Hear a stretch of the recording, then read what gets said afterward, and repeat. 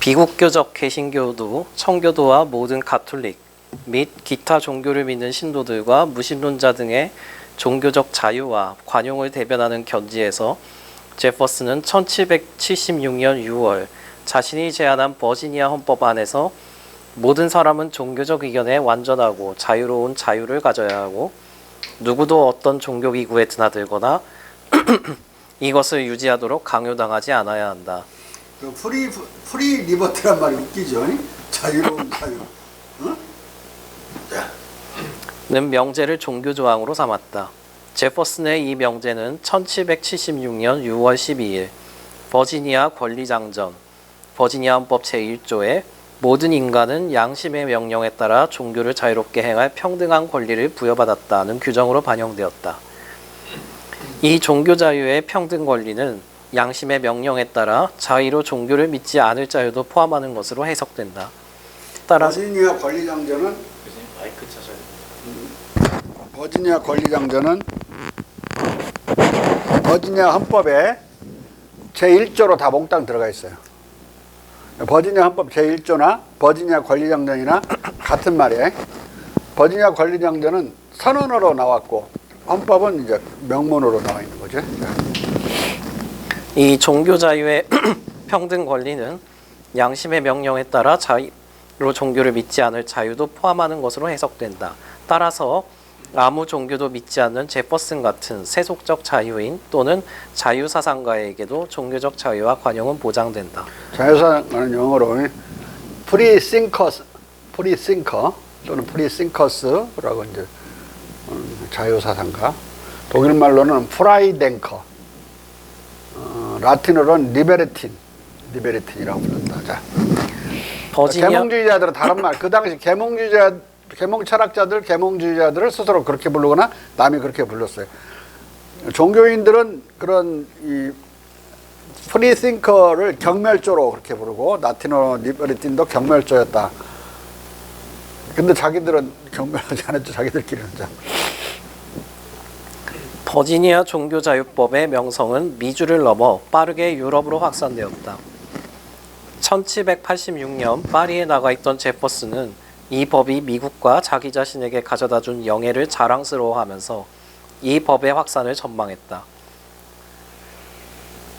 1896년 8월 그는 이 법에 대한 유럽인들의 광범한 환호를 조지 위스에게 이렇게 전한다. 유럽 신문들은 버지니아 의회가 법전 개정에 몰두하고 있다고 보도했다. 이것은 몇몇 다른 유사한 정보와 함께 영국 신문들이 항구적으로 우리의 무정부 상태에 대해 보도하는 것이 거짓이라는 것을 유럽 인민들에게 확신시켜주는데 아주 많이 기여했다. 그들은 그만큼 이런 작업이 완벽한 평온 속에 살고 있는 국민의 작업이라는 것을 알고 있었다. 우리의 종교자유법은 지극히 갈채를 받고 있다. 이 조정에 주재하는 여러 유럽 국가들의 대상들과 공사들은 내게 그들의 군주들에게 보내기 위해서 사본을 달고 요청했고 달라고 라자가 빠졌어. 지금은 출판되는 여러 서적들 안에 무엇보다도 심판 백과전서 안에 아주 길게 삽입되어 있다. 나는 무지와 미신과 빈곤과 온갖 형태의 심신의 억압이 이로부터의 회복을 바라지 못할 정도로 확고하게 인민의 대중에 착근된 이 나라들에서 상당한 선덕을 산출할 것이라고 생각한다. 제퍼슨의 이런저런 종교 사상을 전반적으로 정밀히 검토해 볼 때 제퍼슨이 어떤 종교를 가졌는지를 굳이 밝혀야 한다면 그것은 아마 인간의 아들 예수를 밀턴처럼 유교적 성인군자로 변용한 종교일 것이다. 이것은 예수의 성인 행적과 어록만 골라 믿는다는 의미에서 유일하게 예수만을 신앙하는 이신론적 예수교다. 이것은 필경 온유한 종교일 수밖에 없을 것이다. benign religion의 정체. 결국 제퍼슨이 온유한 종교로 인정할 수 있었던 종교는 유교, 자기 자신만의 유교적으로 변형된 1유교, 2. 자신만의 유교적으로 변형된 이신론적 예수교, 3. 미적지근한 신앙의 세속적 시민종교 등 세 가지 가능태뿐이다. 여기서 미적지근해진 신앙은 피에르 벨이 무신론적 중국 제국의 종교적, 사상적 자유와 관용을 동경하면서 기한한 50년 또는 100년 뒤 미래의 새로운 기독교 신앙이고, 시민 종교는 루소가 정의한 완전히 세속화된 종교를 말한다. 벨의 미적지근해진 기독교 개념을 루소의 시민 종교론과 결합시키는 것에 대해서는 여기서 약간 부연 설명을 해야만 할 것이다.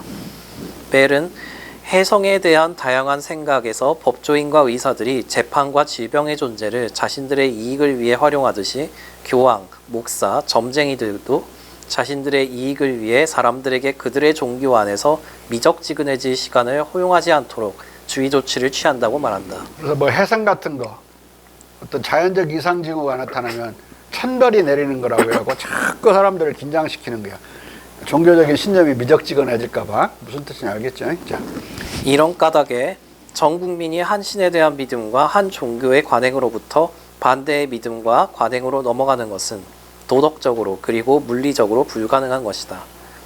그러나 교황과 목사들의 이런 주의 조치가 느슨해지면 백성들의 종교적 신앙은 시간이 흐르면서 미적지근해지기 마련이다.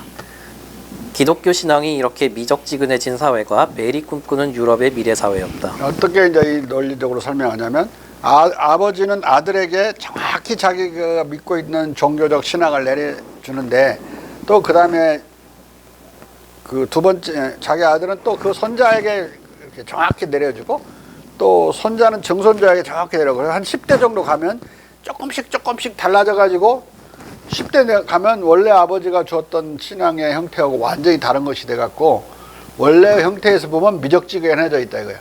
아무리 그 뭐 온갖 해석에 관한 이런 해석을 종교적으로 하고 막 그 협박적으로 하더라도 결국 미적지근해진다 이거 시간이 갈수록. 자. 오래된 종교는 그것이 젊었을 때보다 덜 강렬하게 준수되고 신앙심은 아주 미적지근해진다. 벨이 중국으로부터 배운 무차별적 관용론과 유럽의 세속적 근대사회 비전은 장시간의 역사적 변화에 대한 이런 상식적 기대에 근거해 있었다. 의식과 종교적 요구는 단순하면 단순할수록 더욱더 미적지근하게 준수된다. 반대로 종교의 요구가 더 사치스러우면 사치스러울수록 종교에 더 집착하게 된다. 그래서 가톨릭의 모든 의식은 대단히 호화롭고 사치스러워요. 그런 걸 온갖 종교, 특히 힌두교나 불교로부터 막 끌어들여가지고 염주도 돌리고, 염주 돌리는 거 불교하고 똑같죠. 여러 가지 형태가 그 서로 의상을 바꿔 입는다 할지 일반인하고 다르게 이런 의식이나 기타 제전들이 많은 거. 불교도 대단히 까다로워요. 49제부터 시작해서 온갖 절해야 될 게 많아. 벗어나기 어렵게 되어 있어요. 그걸 다 가톨릭이 받아들여서 그러니까 가톨릭을 믿는 사람들은 이탈하는 경우가 많지 않아요. 지금도 옛날에도 그렇고 지금도 그렇고. 근데 이 개신교는 간단하잖아. 미적지근해질 가능성이 많이 높지. 이런 까닭에 고대 교부들이 여러 가지 이교적 의식들을 기독교 안으로 밀반입했다는 것이다. 이교적인 것은 이제 아까 금방 말한 힌두교와 불교에서 많이 왔다 이거지. 그러나 어떤 종교든 오랜 점진적 계승 과정에 들어가면 커다란 변화가 일어난다. 아버지는 그가 승계받은 것과 정확히 동일한 신앙심을 그의 자녀들에게 물려준 것으로 착각할 수 있지만 여러 세대에 걸쳐 물려준 것은 부지불식간에 전혀 다른 것이 된다. 왜냐하면 이 일에서의 변화들은 감지될 수 없는 발걸음에 의해 수행될 수밖에 없고 한 사람의 인생 동안에 거의 주목되지 않기 때문이다. 이 감지될 수 없는 발걸음은 여러 세기가 지난 끝에 사태를 아주 동떨어진 곳으로 끌고 간다. 벨은 유럽 제국이 이렇게 감지될 수 없을 정도로 점진적인 변화를 통해 종교적으로 아주 미적지근해져서 신앙적으로 자유롭고 관대한 기독교 국가가 되거나 더 나아가 중국처럼 완전히 무신론적, 세속적 국가가 되는 것이 가능하다고 생각했다. 한편 벨의 혜성에 대한 다양한 생각이 나온 지 80년 뒤, 즉 다양한 종교 갈등으로 예민해질 대로 예민해졌던 전투적 기독교가 상당히 미적지근해져 가고 있던 1760년대 벽두에 루소는 사회계약론에서 시민종교라는 개념을 신조하고 시민종교를 훌륭한 시민이나 충성스러운 신민이 되도록 만드는 것을 가능케 하는 사회적 정서로 정의했다. 그리고 그는 시민종교에 대해 이렇게 부연 설명한다. 시민 종교의 도구마들은 간단하고 수가 적고 정밀하게 개진되고 설명이나 주석이 없어야 한다.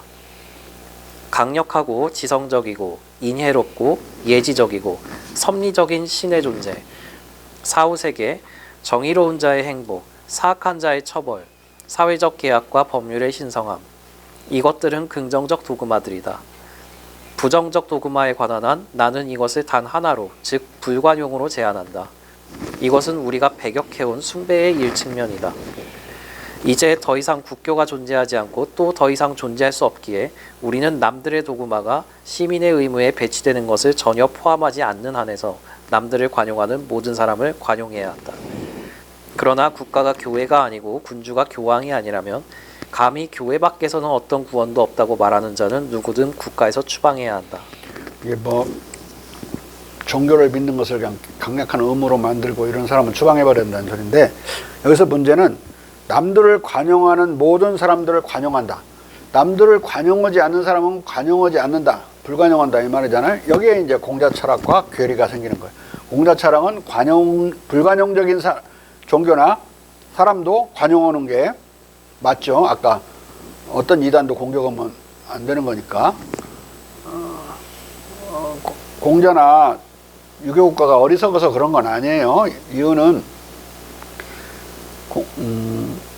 자유민주주의 국가의 모든 자유를 이용해 가지고 공산주의 활동을 해. 근데 공산주의의 목표는 모든 자유주의적인 자유나 민주적 권리를 다 폐지하고 공산주의로 넘어가려고 하는 목표를 갖고 있어. 근데 그걸 뻔히 알면서도 다른 사람들의 사상의 자유를 침범하거나 배제할 수 없으니까 허용하죠. 관용한다고. 그러면 바보라서 관용하느냐? 그건 공자가 말한 대로 어떤 신념이 있으니까 관용하는 거야. 옛날에 강희제는 카톨릭이 완전히 불관용적인 종교인지 알았어요. 그렇지만은 가톨릭 지가 신부들이 선교를 한다면 어떻게 해야 되겠어? 인기를 얻어야 되니까 가급적 많은 사람들이 생각이 다르더라도 자기들을 지지할 수 있도록 상당히 관대한 척 계속 해야 된다 이거야. 계속 관대한 척 하다 보면 관대해진다 이거지. 물론 힘이 세졌을 때, 그들의 신도가 많아졌을 때 나쁜 짓을 할 수도 있지만, 탄압은 그들이 나쁜 짓을 할 때 탄압하면 된다 이거야. 나쁜 짓은 국가 안보를 위태롭게 하는 것이겠죠. 그때 탄압하면 되지 미리 탄압할 필요가 없다. 이유는 그들에게 힘이 강대해질 때까지, 처음에 맹아적이었을 때가 강대해질 때까지 세월이, 오랜 세월이 걸리기 때문에 그들이 마모되고 다듬어져 가지고 다른 종교처럼 비교적 온 건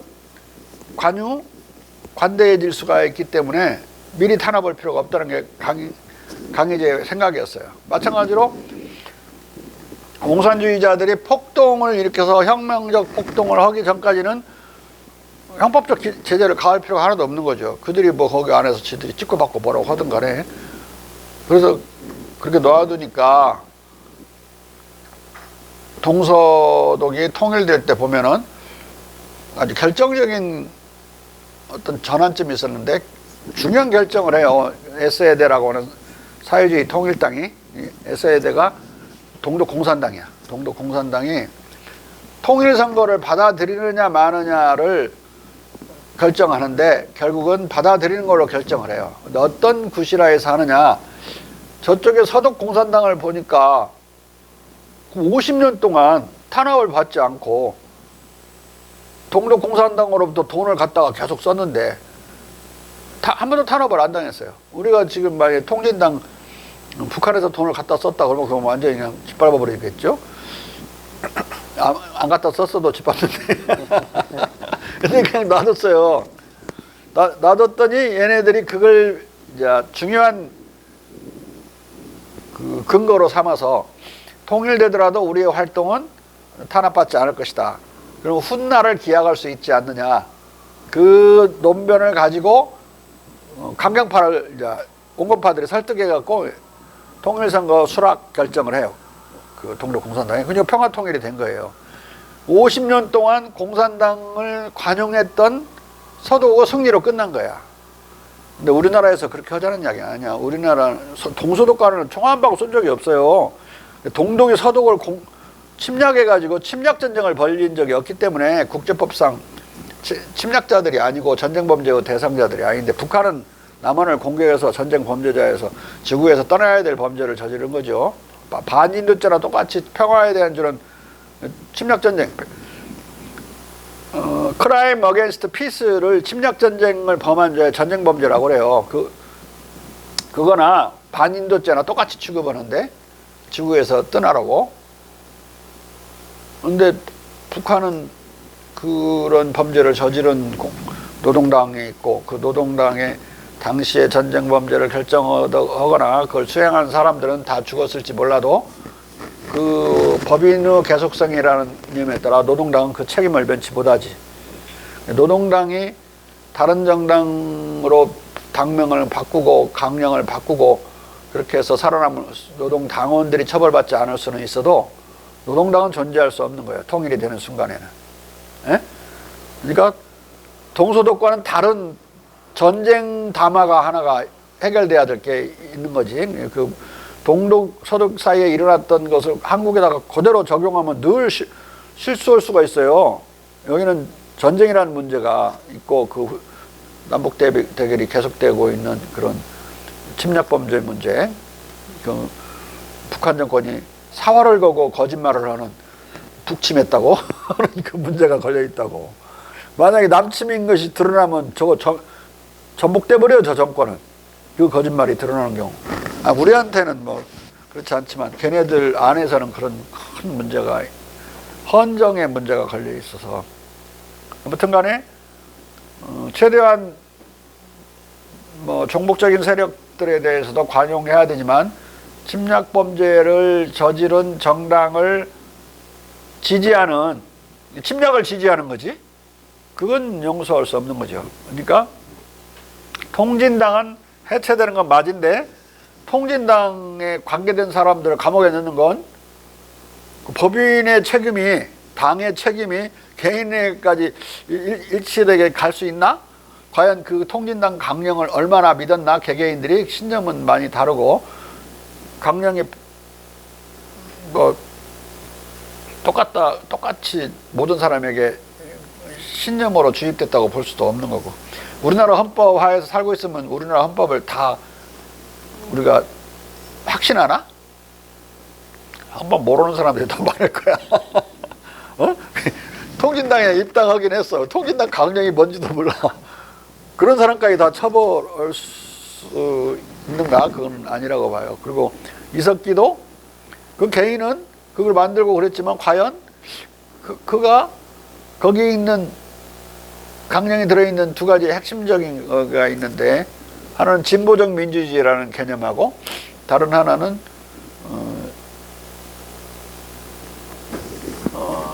뭐지요? 통일, 평화통일 문제인데,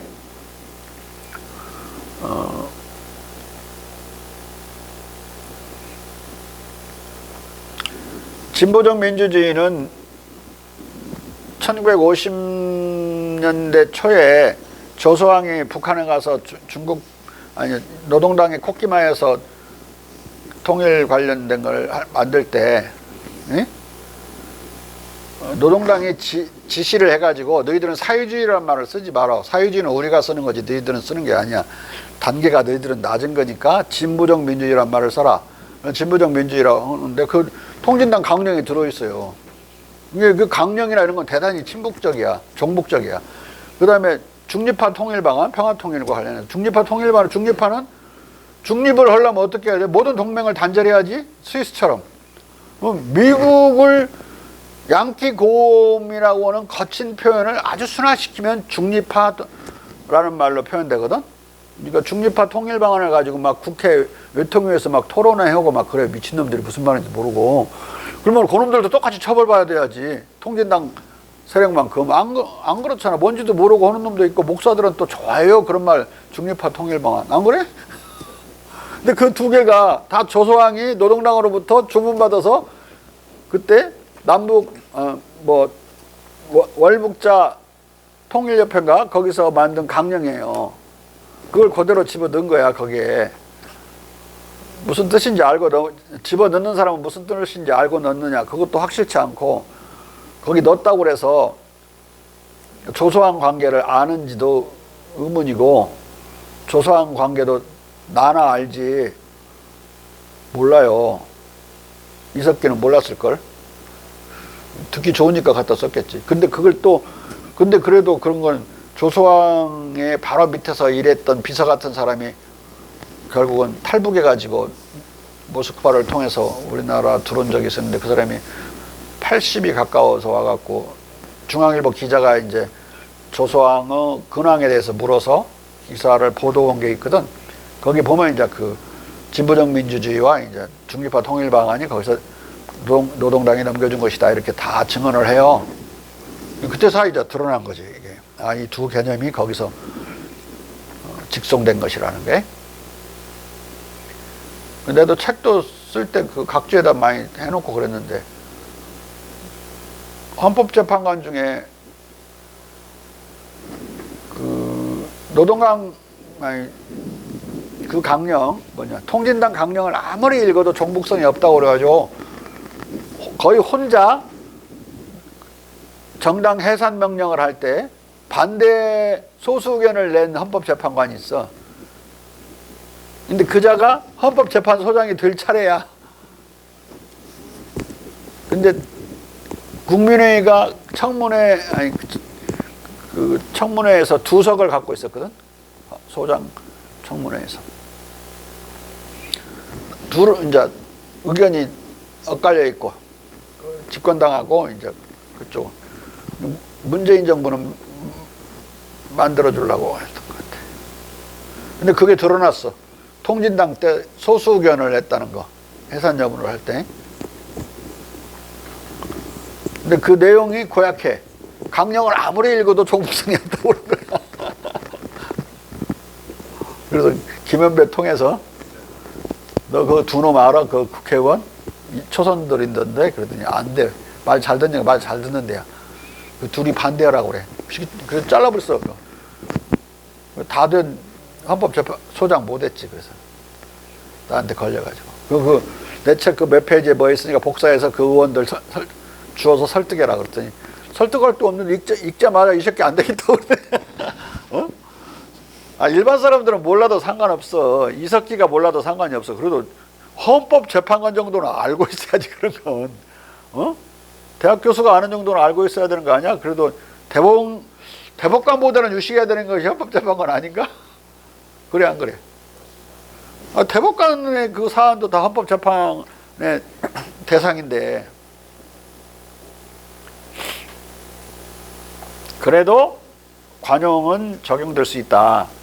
당은 해체되더라도 거기 소속된 당원들은 또 다른 문제니까 달리 또 그 재판을 했어야지, 심판을. 근데 막 도매금으로 넘어가고. 그래도 풀어준 건 문재인 정부에서 풀어줬는데 만시지탄이야. 사람을 왜 잡아놓어? 당을 없애면 됐지.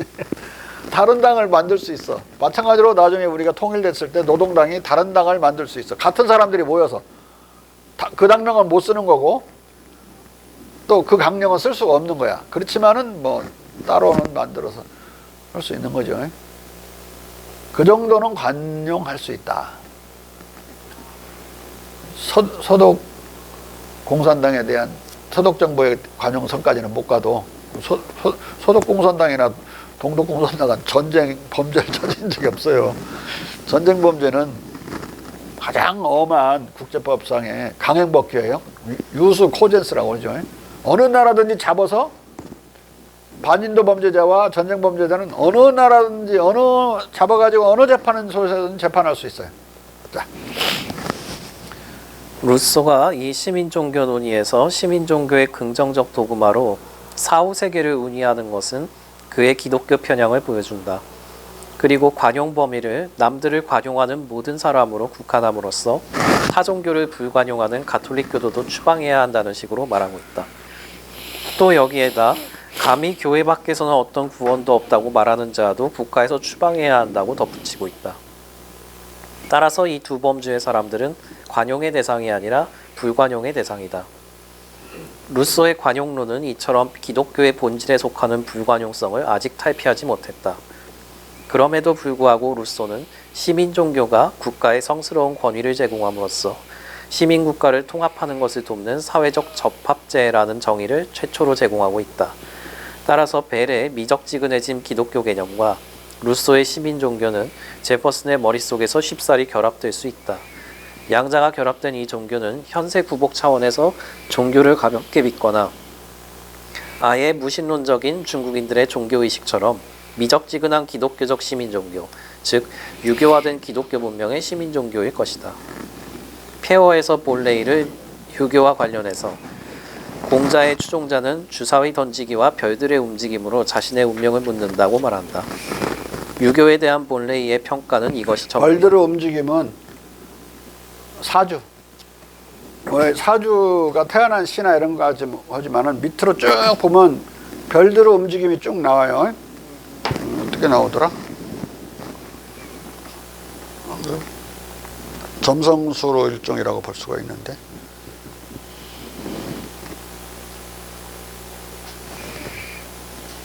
여기는 안 나오네. 쭉 그게 나와요. 해석을 달리 할 수가 있어.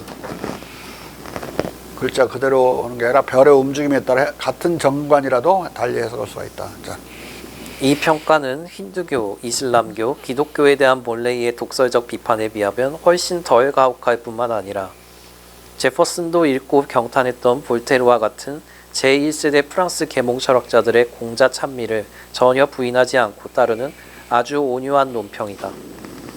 볼레이는 공자의 도덕, 정치 철학을 신봉하는 유교가 온유한 전형적 시민 종교이기 때문에 이런 온유한 논평을 하지 않을 수 없었을 것이다. 따라서 제퍼슨이 취임 연설에서 언급한 저 온유한 종교는 기독교가 아니라 유교나 제3의 어떤 온유한 시민 종교, 즉 제퍼슨 개인의 유교화된 이신론적 예수교나 벨이 중국 유교를 모델로 동경한 제3의 미적지근한 기독교적 시민 종교일 것이다.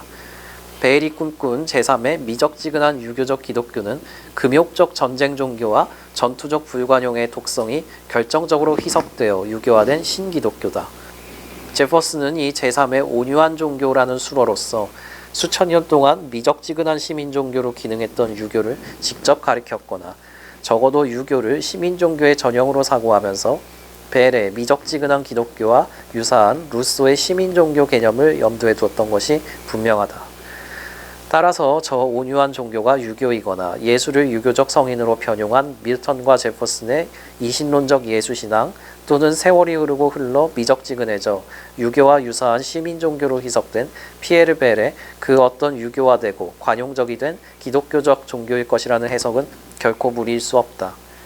우리는 제퍼슨 개인의 유교적으로 변형된 예수교든 벨의 미적지근해진 기독교든 둘 다 유교 또는 유교 제국의 종교 정책을 모델로 안출된 것이라는 데 주목해야 한다.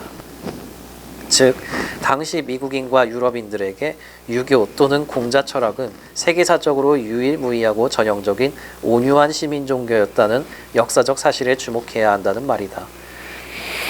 유교만이 이단을 공격하는 것을 재해다하고 탄핵하고 천하는 동귀해도 길을 달리하고 일치해도 생각을 100가지로 한다는 사상적 다양성을 무제한적으로 인정하고 자기의 악을 공격하고 남의 악을 공격하지 않는 것이 사특함을 고치는 것이라는 태제 또는 군자는 도리를 돌이킬 따름이니 도리가 바르면 서민이 흥하고 서민이 흥하면 이것이 바로 사특함을 없애는 것이다는 태제를 확신한다. 이 말은 어떤 아주 백성들을 도탄에 빠뜨리는 어떤 사악한 종교나 신앙이 막 돌 수가 있잖아요. 그러면 그 사악한 신앙이라고 이단이라고 해서 성약자처럼 탄압하는 게 아니라 맹자는 백성들을 바른 길로 계속 가르치면 정학을 가르치면 백성들이 깨닫고 일어나게 될 것이다. 그걸로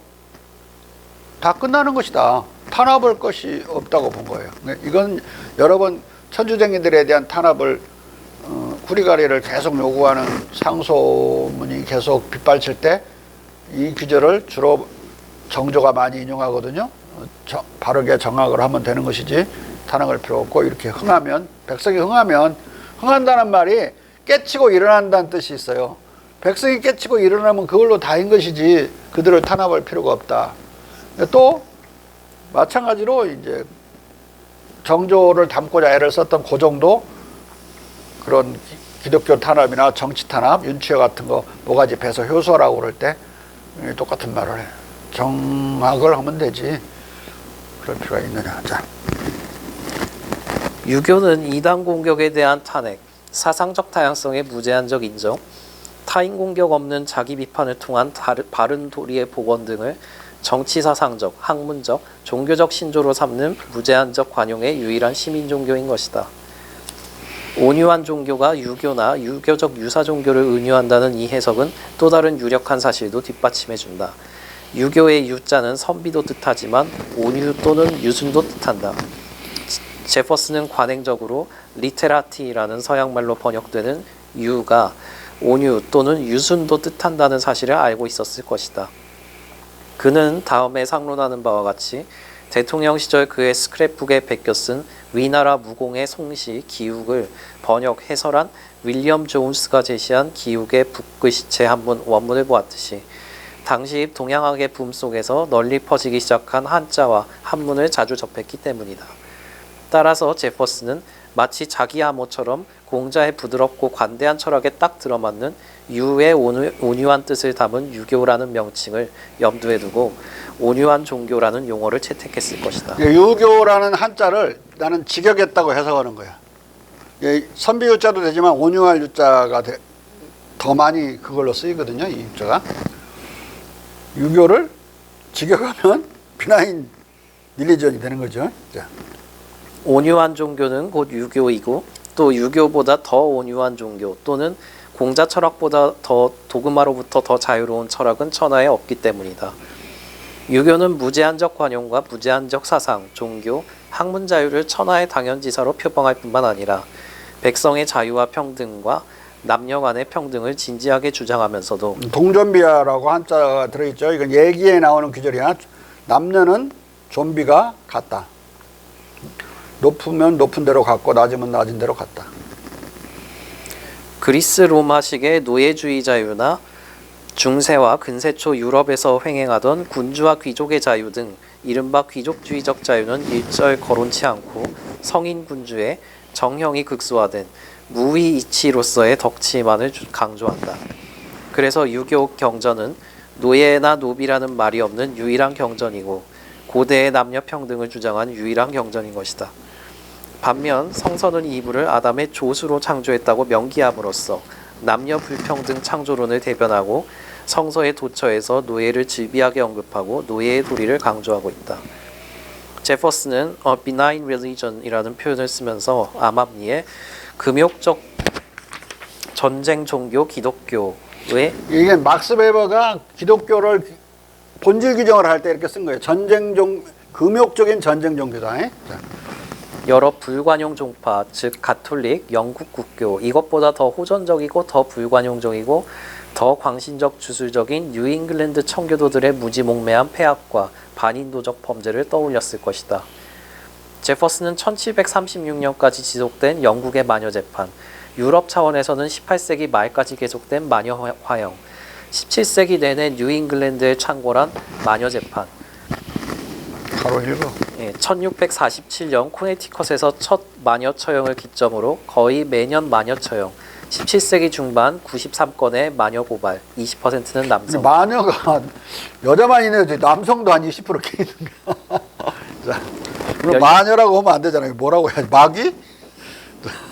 16명 처형 등 세일럼 사건 이전 100여 명 처형, 1692년에서 93년 23명을 처형한 뉴잉글랜드 세일럼 마을의 대규모 마녀 재판과 처형식, 19세기 초까지 뻗치는 뉴잉글랜드의 마녀 재판의 마술을 잘 알고 청교도들의 지나치게 경건한 광신적 불관용적 청교도주의를 이 온유하고 어떤 도구마로부터도 자유롭고 관용적인 시민종교 유교와 대비시켰을 것이다.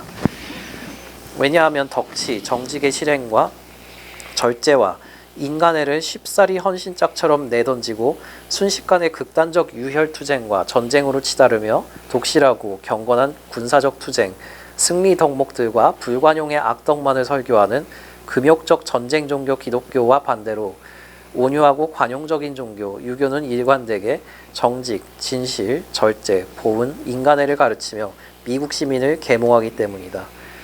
상론했듯이 honesty, truth, temperance, gratitude, and the love of man, 정직, 진실, 절제, 보은, 인간애는 차례로 공자가 말하는 정심, 성의, 신독, 보덕, 이내 영역어에 지나지 않는 것들이다.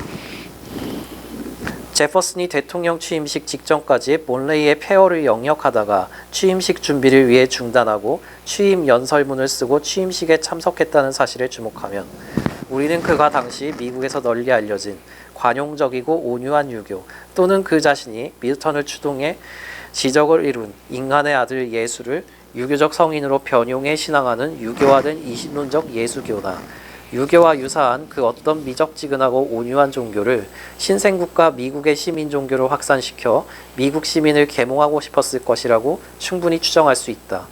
왜냐하면 공자 철학에서 윤리는 종교에, 특히 기독교에 묶여있지 않았고 다만 기독교와 독립된 본성적 윤리가 존재할 뿐이어서 유교적 도덕론은 어떤 다른 도덕론보다 계몽의 이론을 뒷받침하기에 적당했기 때문이다. 제퍼슨의 유교적 선정 개념. 온유한 종교나 유교적 덕목 외에도 제퍼슨의 취임 연설문에는 유교적 요소들이 많다. 공자는 천승지국을 다스리면은 이를 정성껏 하여 신임을 얻고 비용을 절약하고 사람을 아끼고 백성을 부림에 때를 맞춰야 한다고 말했다. 그리고 공자는 언제나 중과세를 폐지하고 세금을 가벼이 하여 자유로운 경제활동을 보장할 것을 촉구했다. 자, 여기 중요한 게 두 가지인데, 하나는 천승지국은 그 승자가 탈승자지만은 그건 이제 그 옥편 이야기고, 이 승자는 옛날에는 전차를 뜻했다. 네 마리의 말이 끓는 전차니까 엄청나게 속도가 빠른 건데, 오늘날로 따지면 최신식 우리 K2 탱크 한 2대 값이야. 네 마리가 나란히 안 싸우고 달릴 수 있으려면 대단히 그 종자가 좋은 거예요.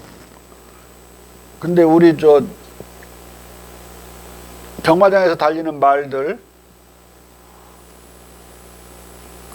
미국에서 달리는 건 한 100억 정도 되거든? 우리나라가 갖고 오는 건 좀 늙은 막 갖고 오는데, 그것도 60억 정도 돼요. 근데 이 말이 오늘날 따지면 그 정도 가격일 것이고, 아마 그때는 더 비쌌을 수가 있어요. 그러니까 말을 죽이는 것은 사람을 죽이는 것보다 더 엄히 처벌됐고, 왜냐하면 안보와 관련된, 국방력과 관련된 거기 때문에. 말이 없으면 세계를 지배할 수 없죠. 말을 달린 만큼 지배하는 거니까. 전부 말 타고 세계를 정복했지. 징기스칸도 무슨 지들이 걸어 다녔나? 말 없으면 아무것도 아닌 거예요, 그 당시에. 그래서 네 마리의 말이 끄는 전차가 1000대가 있는 나라. 그러면 하나의 국가가 성립할 수 있는 거야, 천승지국은. 근데 천하 제국은 만승지국이라고 그래. 예? 그리고 이제 천승지국 아래에 있는 대부들 있죠. 그러니까 한 뭐 고흥군이면 고흥군, 또는 뭐 충청도의 남쪽에 있는 공주면 공주, 이렇게 하나씩 띄어서 지배하는 시급을 가진 자들은 백승지국, 전차 한 100대 정도 있는 거죠. 이 주역에도 이 승자가 나오는데, 이 승을 그냥 탈승자로, 승마 그런 승자로 하면은 오역이 많아요.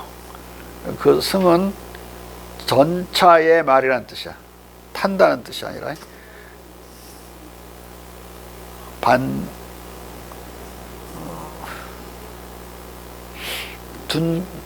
둔꾀가 있는데, 그 둔꾀에 이제 자꾸 승마지 집안 이런 말이 나와. 전차의 말이 갈라진다 이 말이야. 그럼 어떻게 되지? 전차 전복돼 버려요. 달리지도 못해. 전차에서 말들이 싸워가지고 갈라져 버리면. 그래서 반 나눌 반자인데 나눠진다. 이거 대단히 안 좋은 그 점괘야 그 자체가. 네? 근데 그 뜻을 해석을 못하면 이거 좋은 건지 나쁜 건지 왜 말을 탔는데 말이 갈라지면 갈라지는 거지. 이제 전차 개념은 없는 거지. 그게. 전차를 끄는 말이 갈라진다는 거니까 대단히 위험한 거예요. 총알처럼 달리는 전차가 갈라진다고 쳐봐. 전복되면 목숨을 구하기 힘들지. 그 다음에 두 번째 문제는 중과세를 폐지하고 세금을 가벼워야 한다. 지금 오늘날 문제야. 근로소득세와 지금 중도개혁주의는 지금까지 클린턴, 슈로더, 블레어를 잇는, 그래서 전통적으로 내가 만든 민주당의 기본 노선은 근로소득세와 법인세를 동시 감세하는 거야. 둘 다 소득세인데 하나는 법인소득세고 하나는 개인소득세죠. 그렇게 해서 세수가 줄어드는 감소분을 그런 조치를 통해서 흥하는 더 성장률이 높아지겠죠. 그리고 일자리가 많아지고, 그래서 소득도 높아지고, 법인 이윤도 많아지게 만들어서, 그러면 세금이 더 거치잖아요. 그걸로 세수 감소분을 상쇄시키려고 하는 전략이에요. 지금까지 우파 정당은 법인세만 감세하려고 계속 그랬고, 좌파 정당은 구좌파죠. 구좌파 정당은 끊임없이 근로소득세만 감세하려고 애를 썼는데, 그렇게 했더니 경제가 살아나지 않더라. 살아나는 효과가 있더라도 너무 미미하더라. 두 개가 경제를 일으키는 힘을 상승작용을 시키려면 두 개를 동시에 감소시켜야 된다. 이렇게 지금 나는 설명하고 중도개혁주의는 원래 그렇게 되어 있고, 마크롱도 그 전략으로 당선됐어요. 마크롱이 당선된 건 대단히 중요한 의미를 갖는데, 그런 블레어 슈로더 선언, 공동선언에 이제 그 말이 나온단 말이에요. 근로소득세 감세와 법인세 감사는 나란히 must go together, 나란히 같이 가야 된다, 이런 말이 이제 선언이 되는데, 근데 그들이 프랑스에서 그 마크롱이 출마할 때 블레어도 사라졌고 슈로더도 사라진 상황이에요. 딱 하나 중도개혁주의 남아있는 건 이제 오바마가 남아있는데, 상당히 조금 오른쪽으로 가 있는, 클린턴보다 좀 오른쪽으로 가 있는 그런 노선이란 말이에요. 민주당 노선은 노선인데, 지원해주는 것은 그래도 오바마밖에 없었죠. 선거할 때. 미국 대통령이 지지한다는 건 대단히 선거운동에서 중요한 스티뮬레이팅이 돼요. 트럼프는 당연히 그 이상한 여자 르팽 지지했고, 근데 결국은 압도적으로 이겼죠. 그 마크롱이. 그래서 다 죽어가는 중도개혁주의에 또 한 번 불을 당겨주고 붙여준 게 마크롱이라고. 근데 이 흐름이나 뜻을 아는 자들이 많지 않아요. 한국에서 정치하는 놈들은. 다 그냥 삶아서 삼계탕을 해야 될 놈들만 해가지고. 정진사 같은 새끼도 하고 막 그러니까. 아무나 해도 될 것 같아, 정치 이제. 저런 새끼도 완전 인간 쓰레기 같던데, 내가 보니까. 괜히 입이나 다물고 있었으면 괜찮은데,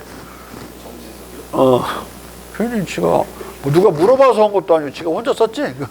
그래놓고는 이제 자기 정당화하는 소리는 더 가광이 돼. 점입 가격이라고 할 수 있어. 막 기자들한테 공부하라고 거꾸로 소리쳐. 공부를 하라고. 공부 지가 하나도 안 할 것 같던데. 자. 군자의 행동은 예에 맞춰 헤아린다. 베푸는 데는 후하게 하고 일에는 중을 행하며 세금을 거두는 데는 가벼운 것을 따른다. 이같이 한다면 세대수로 거두는 종래의 구법으로도 족하다. 구부법으로도 족하다.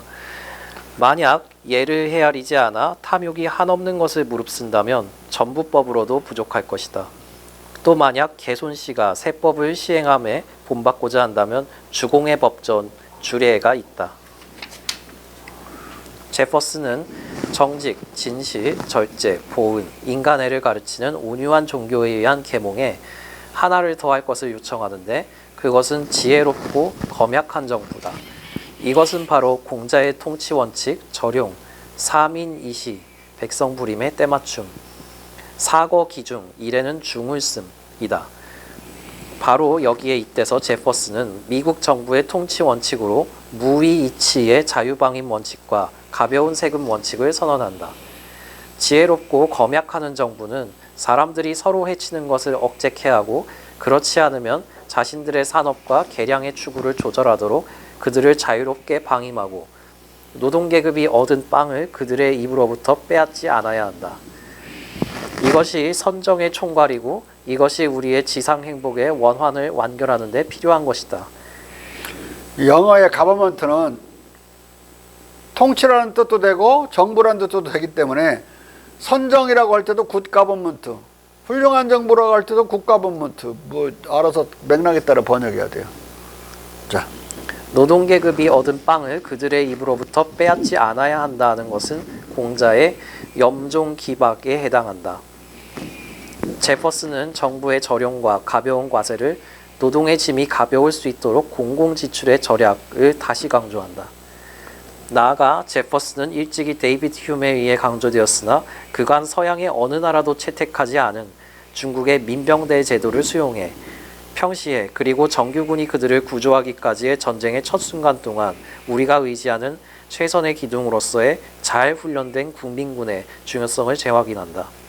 민병이라고도 하고 국민군이라고도 번역하고, 민병의 개념에서 각자가 총기를 휴대하는, 왜냐하면 민병대를 조직할 때는 민병대에서 총기를 주는 게 아니라 돈이 어딨어, 각자 갖고라고 해야지. 그러니까 이제 휴대하는 권리를 써놨어. 그 미국 헌법 어멘드먼트 헌법에, 이제 수정헌법에 그렇게 써져 있다. 근데 개인들이 총기를 가지고 휴대하고 관리하도록 해놓은 데서 문제가 생긴 거예요, 미국은. 조선이나 중국은 총기를 동네마다 가지고 있지만 총칼을 공동 관리했어요, 마을에서. 예비군 지금 우리 훈련할 때도 공동 관리하지, 개인에게 예비군 총 안 나눠준다고. 에? 총기 통제가 안 되잖아. 미국은 통제가 안 되는 상황을 만드는 거야. 민병대가 있으면 총기는 개인이 가져야 된다. 이 사고가 고정관념이라고. 민병대가 당연히 있어야 되고, 있는데 총기는 민병대가 공동 관리한다, 이렇게 할 수도 있는 거잖아요. 개개인이 한다가 거기서 위험한 거라고. 결국은 헌법 해석을 달리 해가지고 하는 수밖에 없는데 그거 못 고쳐. 왜냐하면 개인의 총기 소유의 권한이 거기에 계속 나오거든. 못 고쳐. 개헌해야 되는데 못 고친다고. 그 개헌이 무지하게 어려워, 미국에서는. 아니, 불가능하다고 봐야지. 근데 그 조항이 그래가지고 대법원이 최고법원인데 거기서 해석을 달리 할 여지도 없어요. 개인이 소유하는 것을 집단으로 공동 관리로 넘길 수가 없다고. 아무리 해석을 늘어 뺀다고 해도 그게 되나? 자, 1789년에 의회에서 통과되어 1791년에 각주에 의해 비준된 권리장전은 수정조항 제2조에서 잘 조율된 국민군은 자유로운 주의 안전에 필요하므로 무기를 보유하고 휴대할 인민의 권리는 침해되지 않아야 한다는 것을 명문화하고 있다. 보유하고 휴대한다. 그 창고에 넣어놓고 공동관리하면서는 휴대할 수 없잖아요. 캐링을 못하니까 이 구조를 고칠 수가 없어. 이걸 달리 이상하게 해석할 수가 없다고. 그러니까 개인이 가지고 다녀야 돼. 예? 베어 암스 들고 다니는 거잖아.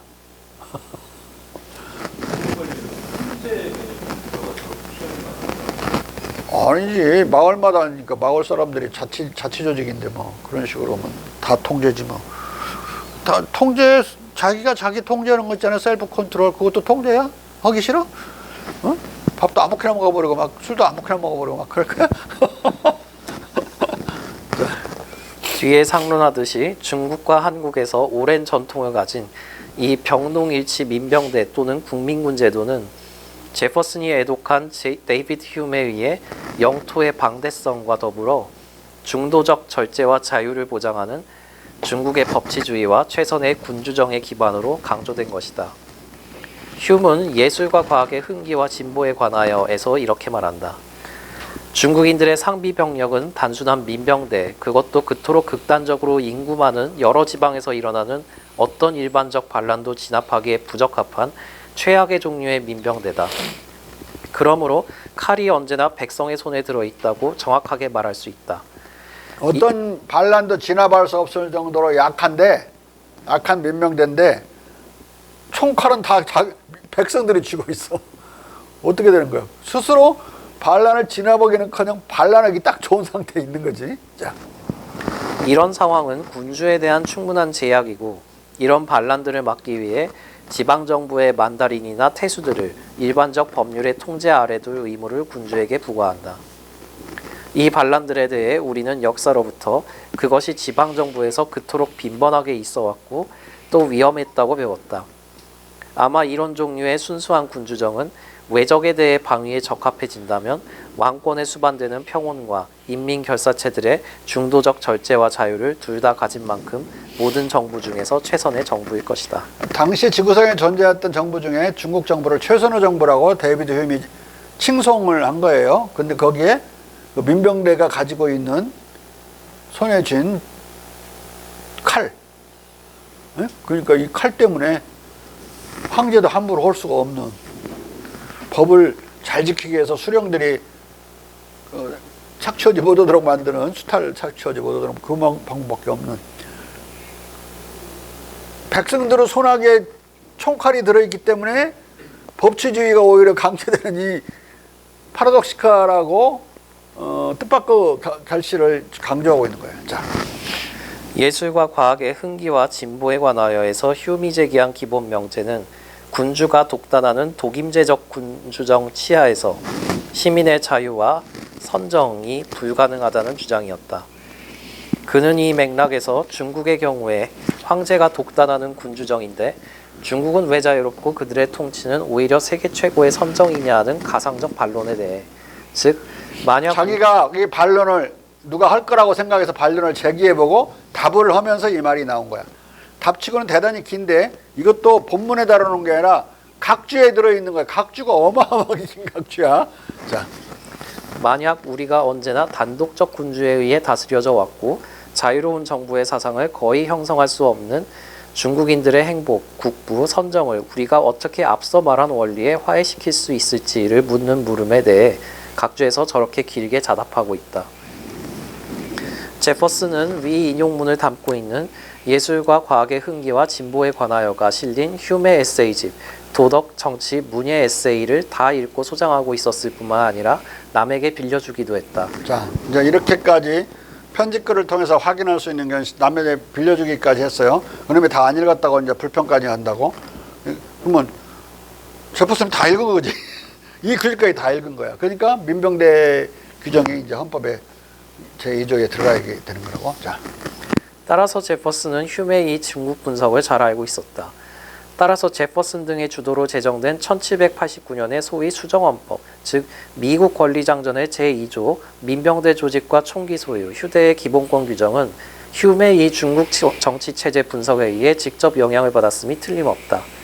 중국의 단순한 민병대가 비록 어떤 일반적 반란도 진압하기에 부적합한 최악의 종류의 민병대일지라도 상비병력으로 늘 존재하기 때문에 칼이 언제나 백성의 손에 들어있게 된 특유한 중국적 상황에 대한 휴메 분석을 제퍼슨이 직접 읽었다는 사실은 미국의 수정헌법 제2조가 중국의 헌정체제로부터 유래했다는 것에 대한 움직일 수 없는 증거다. 게다가 왜 미국은 총기를 소유하고 보유하고 휴대하게 만들었지? 아무도 해설을 못해요. 그냥 독립운동 전쟁하다가 이어진 잔재 정도 생각한다고. 응? 독립혁명하고 있는 중에 버지니아 헌법을 만들어졌는데 무슨 소리야. 말이 안 되는 소리야. 그런 말은. 요것밖에 없어. 근거는. 자. 게다가 유교제국 외에 세계 어디에도 칼이 언제나 백성의 손아귀에 들어있는 병동일치 민병대를 가진 나라가 없었다는 역사적 사실은 이런 추정을 더욱 확실히 해준다. 미국의 국부들에게 중요했던 것은 아마 언제나 칼을 백성의 손안에 있게 만드는 민병대의 상존이 조성한 정치적 견제 상황이 중국 정부를 모든 정부 중에서 최선의 정부로 만들어준다는 점이다. 즉 최선의 정부, 중국 제국의 정부는 칼이 언제나 백성의 손아귀에 들어있는 중국적 군사체제가 군주에 대해 충분한 제약이라서 군주가 먼저 나서서 지방정부의 만다린이나 태수들을 일반적 법률의 통제 아래 확실히 구속하게 됨으로써 만다린이나 태수가 위법적으로 인민을 수탈하는 만다린과 태수들의 횡포, 즉 소수의 횡포를 막아 민중 반란을 미연에 방지하고 또 전국적 다수파의 형성을 불가능하게 만드는 영토의 방대성 덕택에 다수의 횡포를 막아 평온과 인민결사체들의 중도적 절제와 자유를 둘 다 보장하는 정부다. 우리는 휴미 분석한 중국 민병대에 보이지 않는 정치적 견제 역할에 대한 이해를 전제로 해서만 수정헌법 제2조의 민병대 제도와 일반 시민의 무기 소지 권리가 위정자들의 일탈과 독재를 미리 막는 기능을 한다는 것을 완전히 이해할 수 있다. 이런 까닭에 제퍼슨은 이 민병 제도의 중요성을 취임 연설에서 재강조한 것이다. 자, 이 내 책을 읽음으로써야 미국을 더 잘 이해할 수가 있어요. 안 그러면 수박 겉핥기가 되는 거라고. 미국 헌법에 그렇게 되어 있으니까 그런 거야. 이렇게 설명하면 뭐지? 토톨로지야. 동어반복이라고. 헌법에 있으니까 그런 거라고 하면 아무것도 설명하지 않는 거야, 그냥. 응? 자. 그리고 제퍼슨은 마테우 리치의 1615년 보고서를 통해 중국의 중요한 통치 원칙으로 서양에 일찍이 알려졌으나 그간 서양의 어느 나라도 온전하게 채택해 일관되게 시행하지 못한 중국의 그 유명한 무관에 대한 문관우대 원칙을 수용했다. 그리하여 제퍼슨의 영향 아래 1776년 6월 12일 제정된 버지니아 권리장전의 제13항은 서양 세계에서 최초로 문민통제 군사 원칙을 이렇게 명문화했다. 모든 경우에 군은 문민 권력에 대한 엄격한 복종하에 있어야 하고 문민 권력의 통치를 받아야 한다. 그리고 제퍼슨은 1개월 뒤 채택된 독립선언문에서 군을 문민 권력의 통제로부터 벗어나게 만든 것을 영국 국왕에 대한 혁명적 탄핵 사유들 중에 하나로 지목했다. 그는 군을 문민 권력과 독립적인 것으로 그리고 문민 권력보다 더 우위에 있는 것으로 만드는 척했다. 그리고 제퍼슨은 제3대 대통령 취임사에서 중국식 문관우위 군사원칙을 군사적 권위에 대한 문민적 권위의 우위로 천명한다. 우리가 고려 때 그 무신 정권이 들어서죠. 그걸 비정상적인 정권으로 봤어요. 왜냐하면 고려도 나라는 불교 국가였지만은 정부는 유교 정부였어요. 대단히 유교적인 정부고 유교를 강조했는데 그걸로 과거 시험을 뽑았고 그 뽑힌 그 유자들이 통치했고 그러니까 문관이 지배를 해야 되는데 뒤집어져 버렸잖아요. 국가도 유교 국가였으면 뒤집어질 수가 없어요. 그건 있을 수가 없는 거라고. 근데 조선은 500년 동안 문관 우위 원칙이 지켜졌고 이제 중국도 그랬죠. 그런데 그것을 세계적으로 이제 확산되는 과정에서 이제 근대화가 문과 무 관계에서는 근대화가 이루어지는 거예요. 문이 시빌리언 컨트롤 오브 더 밀리터리라고 하는 원칙이 군에 대한 민간 통제 원칙이 문민 통제 원칙이 관철돼야만 근대화가 되는 거야. 그런데 서재필 이 자식이 와가지고는 막 한국의 문관 우위 원칙을 독립신문에서 사설로 비난을 해요. 그리고 예를 들어 막 다른 나라는 군인들이 더 잘 나간다고. 근데 미국은 예를 안 들어. 지가 미국에서 와놓고는 다른 거 다 할 때는 미국 자랑하는데 이 문관 원칙을 이게 얼마나 이놈이 사기꾼 같은 놈인지 알겠지. 서재필이. 어? 거짓말, 입만 벌리면 거짓말이야, 걔는.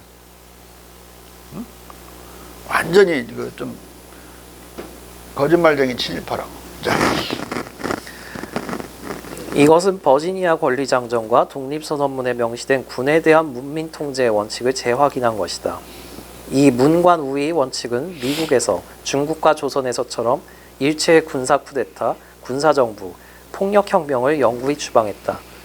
미국에 단 한 번이라도 군사 쿠데타가 났어요? 그 시도도 생각도 못하지. 그 나면 바로 백성들이 다 총을 갖고 있는데 광주 항쟁 때도 어느 정도 버틸 수 있던 거 다 예비군 무기고 털어갖고 더 건 거야, 그게.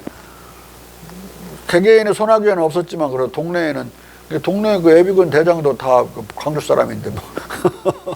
자. 반면 서구 제국은 나폴레옹의 군사 쿠데타 이래 1930년대 스페인에서의 프랑코의 군사 쿠데타와 군부 독재, 1970년대 포르투갈과 그리스의 군사 쿠데타와 군부 독재를 겪고 남미 제국도 무수한 군사 쿠데타와 군부 독재를 겪는다. 이 문관우위 원칙이 확고하지 않거나 온전하지 않은 데서는 다 이따위 짓이 나는 거라고. 우리는 군사 쿠데타가 가능한 것은 유교적 전통이 약화되고 우리 관념에는 남아있지만 여전히 문이 더 우위라는 건 근데 약화됐잖아요. 많이 탈유교화됐고, 두 번째 문제, 6.25라는 사태를 겪으면서 군의 중요성이 과잉해졌고, 세 번째, 남북분단 상황이 거의 열전형 냉전 상태가 계속됐어요. 그냥 냉전이 아니라 미소간을 한 번도 총 쏘아본 적 없어. 근데 남북 간에는 총 엄청나게 쏘아댔지. 휴전은 했는데 계속 총을 쏘아댔기 때문에 간간히 이런 걸 열전형 냉전 상태라고 그래요. 그러니까 계속 군사력을 길러야 되고, 국방장관이 민간인이 된 적이 한 번도 없는 거예요. 국방장관 되려면 다 군인 출신이어야 되고, 거꾸로 가, 거꾸로. 조선시대와 완전히 반대로 우리는 가게 됐다. 그러니 우리 특수사정 때문에 그런 것이다. 그러니까 군사 쿠데타가 가능했던 거. 군사 쿠데타가 2번이나 일어났죠. 박정희와 전두환. 자. 그리고 제퍼슨은 동경하던 중국의 사상, 출판의 자유와 종교적 관용을 도입해 종교의 자유와 언론 출판의 자유를 국가의 대원칙으로 선언한다. 제퍼슨은 공정한 사법작용으로 서양에까지 소문난 중국의 재판제도를 본받아 공적 이성의 법정에서의 모든 오남용의 정보와 치죄의 확산과 불편부당하게 선출된 배심원들에 의한 심리를 천명한다. 그리고 상업도 농업처럼 본업으로 보는 또는 본업과 말업을 동시에 중시하는 공자와 중국의 농상 양본주의의 관점에서 어느 나라와도 동맹을 얽히게 하지 않으면서 만국과의 평화, 상업, 정직한 우위를 다짐하고 농업과 그 보조물로서의 상업의 장려를 국정 방향으로 강조했다. 상업을 농업의 보조물, 뒷받침해주는 거, 서포터즈로 본 거죠. 농상을 동시에 발전시키려고 생각한 거, 농상공을 동시에 발전시키려는 생각, 이것은 공자의 생각이고 맹자의 생각이야. 우리나라에서 이 삼보주, 이 세 가지가 같은 정도로 발전돼야 된다고 생각한 사람은 정조밖에 없었어요. 정조는 1791년에 통공정책을 쓰면서, 통공이란 시전상인들의 금난정권을 없애버렸어요. 그러니까 유기전에서 파는, 유기전의 금난정권만 남기고 시내에서 점포를 가지고 장사해온 그들이 모든 난전들을 탄압하고 없앨 수 있는 권리를 없앴어요. 누구나 장사할 수 있게 만든 거예요. 다만 궁궐에 물건을 대는 유기전에 대해서만, 가령 궁궐에 물건을 대는 한산 종이, 그것은 그 지물포에서만 될 수 있게, 그걸 딴 사람들이 팔면 그건 가서 컨트롤 했는데, 나머지는 6가지 물건을 빼고는 전혀 문제를 삼지 않았던 거죠. 그래서 자유상공업이 진행이 됐고, 그 관점에서 3가지가 같이 가야 된다. 양본주의가 아니라 삼본주의를 정조가 주장을 했죠. 그 이후에야 이제 시내에 이제 서점도 나타나. 그 서점을 열었는데 순조 초기에 양반 대갓집 이놈들이 자기들 책 훔쳐갔다고 막 들쑤셔갖고 책 다 뺏어가고 막 그러고 상점이 문 닫아요. 그러니까 이 이 금난 정권이라고는 이상한 풍조가 남아있는 한 이상한 놈들도 막 금난 정권을 빙자해서 그런 호리가리를 막 한단 말이에요. 그저 이게 상점이 나타날 수가 없어요. 그래서 상점이 우리나라에서 서적상 서점 자유상점이 어려운 만큼 자유서점도 이 분위기상 어려운 거예요. 국가 정부와 관계없이. 그러니까 거꾸로 정조의 그 통공정책은 서점도 가능하게 만들어주는 거야. 그러니까 그 이전에는 서점이 없었느냐? 그 이전에도 있었어요. 근데 간의 서점이었어. 자기 집안에서 책을 찾아오는 사람한테만 꺼내다가 파는 거니까 전시에서 파는 게 아니란 말이야. 전시하면 가져가 버리네. 그리고 시중이 아니라고. 그래서 이 서점을 간의 서점과 시중 서점으로 두 개로 나누어서 봐야 돼요. 안 그러면 이제 한국은 서점 발전이 너무 늦었고 어쩌고 자유상공업이 선언되면서 시중 서점이 생겨나게 되고 그러면서 19세기로 들어가면서 지방 출판사들이 많이 나타나게 완판, 달판, 안성판, 태인판, 평양판. 그러니까 우리나라에서는 책을 짊어지고 다니면서 파는 행상이 18세기를 넘기면서 사라져버려요. 19세기를 들어가지 못해. 근데 서양에서는 그 상업의 자유화가 늦어져 가지고 정조보다 70년이 늦어지거든요.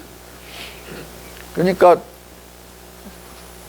아주 그 큰 대도시, 수도와 대도시에만 어느 정도 상업이 도둑대를 안 만나고 할 수 있어서 서점이 거기만 생겨요. 지방에는 서점이 안 생겨요. 지방에 서점이 안 생기니까 짊어지고 다니면서 그걸 파는 영국에서는 체프북, 우리는 5전짜리 책인데 그런 것들, 또 파리에도 이제 꼴로테로라고 하는 목에다가 책 짊어지고 이렇게 앞에다가 책 이렇게 갖고 다니는 사람들이 많았어. 그러니까 그런 리옹하고 파리에만 서점이 있었기 때문에 그렇게 짊어지고 다니면서 행상으로 책을 파는 그 궁상맞은 책 문화가 20세기 초까지 유지돼. 1차 세계대전 직전까지. 우리나라는 18세기를 넘기면서 사라져버린다고. 왜? 간의 서점이 많이 이미 생겨가지고 책을 집에서 파는 집은 많았어요. 도둑은 안 맞지, 집에 안에서 하니까.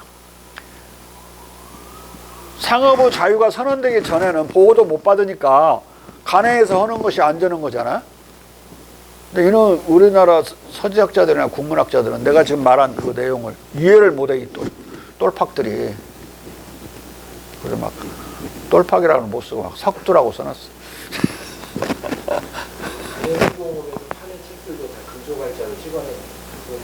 그런 것도 있고 금속알자로 찍어내는 것을 중심으로 목판이 발달했는데 그걸 번각본이라고 하잖아.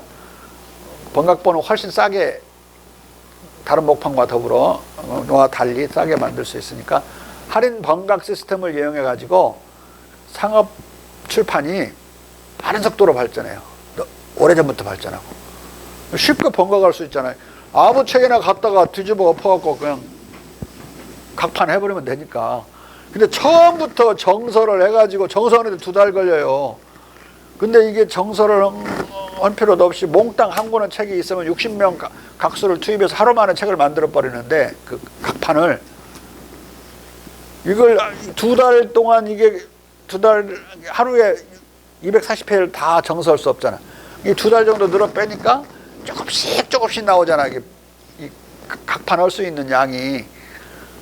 정서하는 만큼 각판도 늘어 빼면서 가니까 잘못 쓰면 찢어 발기고 또 쓰고 그러니까 얼마나 늘겠어. 아무리 동네 명필이라도. 명필 구하기도 어려워요. 글씨 뒤지게들 못 쓰잖아 다들. 명필을 불러다가 다른 동네에서 모셔다가 밥 삶아 먹이면서 뜨뜻한 방에 재우면서 한 2달 그냥만 모시고 있으면 그런 돈이 어디서 어? 하수생 하나 공짜로 내고 있는 거야. 쉬운 일이 아니야. 근데 책이 금속알처럼 찍혀갖고 중앙에서 와서 유통돼. 아무거나 하나 갖다가 해체해가지고 하면은 그대로 파거든. 거의 복사야. 커피본이라고. 그대로 나오기 때문에 막 그러면은 수천 부씩 찍잖아. 하루에 한 1000부 찍고 다음에 찍고 해서 1000부 찍었다고 치면 그 뒤에도 목판은 계속 살아있으니까 목판은 적어도 막 150년, 200년 가요. 사용 안 하면 1000년도 가. 저 8만 대통령처럼. 자주 사용하면 그것도 달아가지고 200년 넘기기 어려워요. 네? 이게 쉽게 싸게 많이 찍어낼 수 있었다. 근데 거꾸로 이놈들은 막 거꾸로 말한다니까. 우리나라 출판사가 늦게 나왔다고. 출판사 겸 서점이. 간의 서점을 놓치면 안 돼요. 그리고 상업의 자유화와 이 간의 서점이 시중서점으로 전환되는 변화하는 그것을 결부시켜서 봐야지 책만 쳐다보고 있으면 안 된다고. 그놈들은 1791년 통공도 몰라. 신의 통공도. 마구세비로 생각하는 거야, 그야말로. 이 똘팍들이. 저 그냥 막 전폐성이라고 많이 써놨다가 다 고쳤내지. 이 개소리 해놨다. 혹시 들어있네서 다시 때려봐도 없어졌더라고. 많이 지웠대. 화날 때는 막 화난 대로 써놓고 나중에 고치는 거야, 원고. 안 그래?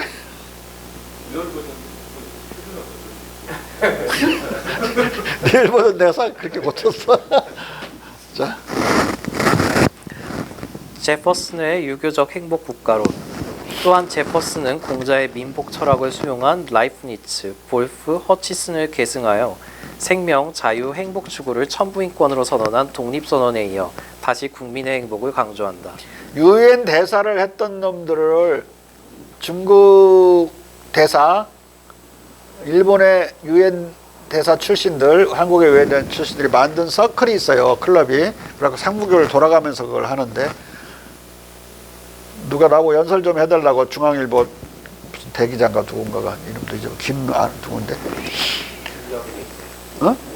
김정희 가서 연설을 하는데 행복은 유교적이지 않지 않느냐. 공자가 서양으로 전해진 것을 내가 강연을 했는데 일본 놈이 시비를 거는 거야. 일본 놈들이. 그리고 행복이야말로 공자 철학에서 간 것이다. 그래서 이게 라이프니츠, 허치슨 이 관계를 쭉 설명해 줬어요. 그랬더니 우리 김영희가 좋아라 하더라고. 그 우익이 좋아해. 자. 섭리가 여기서의 인간의 행복과 사후의 더 큰 행복을 즐기는 것을 섭리의 모든 시여에 의해 증명하는 지배적 섭리를 인정하고 찬미한다라고 하고, 우리를 행복하고 번영하는 백성으로 만드는 데 더 필요한 것으로 지혜롭고 검약한 정부를 제시하고 있다. 돌아보면 라이프니츠와 크리스티안 볼프는 공맹이 국가의 존재 이유로 강조한 민복과 여민동락을 국가 목적으로 긍정하고 대변했다. 특히 라이프니츠는 최대 다수를 위해 최대 행복을 마련하는 행동이 최선이다라고 천명했고, 볼프는 사물의 본성으로부터만이 아니라 최초의 중국 건국자 보키와 그의 저명한 계승자 황제와 신농치하의 중국인들의 의심할 여지 없는 경험으로부터 증명된 민복이라는 부제를 단 철인왕 치하에서의 백성의 진짜 행복에서 민복을 철인치자의 국가 목적으로 설정했다. 얘들은 군자 치국론을 철인치자로 오해를 해요. 철인은 소크라테스, 플라톤은 철인은 덕 중에 지혜를 지덕을 최고로 치는 거 아니에요? 소피아를. 그런데 공맹은 사덕에서 지혜는 말석에 있는 거지. 제일 위에 인덕이 있는 거니까. 이거 오해하는 거야, 이렇게. 아까 잘 이해할 수도 있지만 오해할 수도 있다고 그랬죠. 계속해서. 자. 허치슨은 이들로부터 국민 행복 개념, 최대 다수의 최대의 행복을 받아들여 행복론적 헌정 개념으로 설정했다. 그는 최대 다수를 위해 최대 행복을 마련하는 행동이 최선이고 유사한 방식으로 불행야기하는 행동이 최악이다라고 못 박았다. 허치슨을 대학 때부터 배운 제퍼슨은 허치슨의 이 행복론적 헌정 원칙을 수용해 지금 이제 미국 헌법이나 근대 헌법을 행복론적 헌법이라고 해요. 국민의 행복을 위해서 이 헌법을 만들었고 자유평등 행복을 위해서 만들었고 또 통치자들은 다 그럴 의무가 있는 걸로 헌법은 규정하고 있어요. 그래서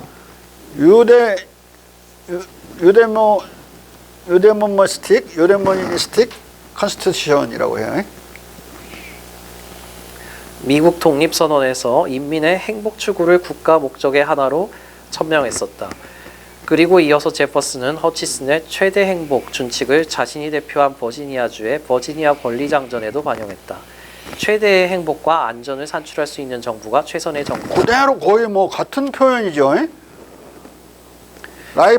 허치슨 것을 그대로 옮기고 허치슨은 라이프니츠를 그대로 옮기고 라이프니츠는 공자의 추종자니까 이 루트를 발견한 사람은 유일하게 내가 발견한 거예요.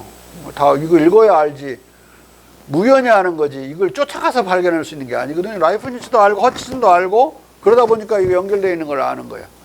예? 발견은 늘 우연이라고. 필연적인 추적은 없어. 탐색은 탐험과 같아서 탐험으로 갈 때 목적이 있나?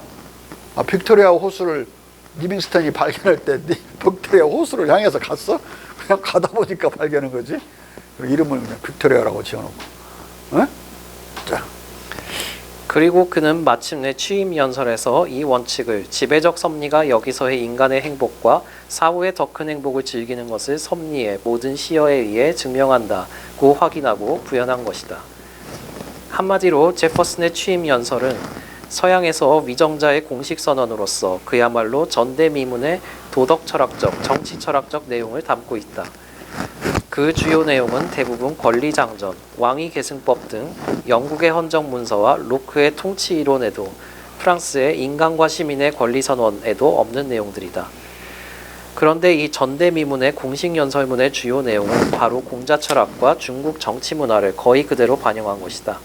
공자철학과 유교문화를 잘 모르는 과문의 혹자가 그 내용이 공자철학과 중국 정치문화로부터가 아니라 서양 계몽주의로부터 온 것이라고 우기더라도 결론은 도로 마찬가지다.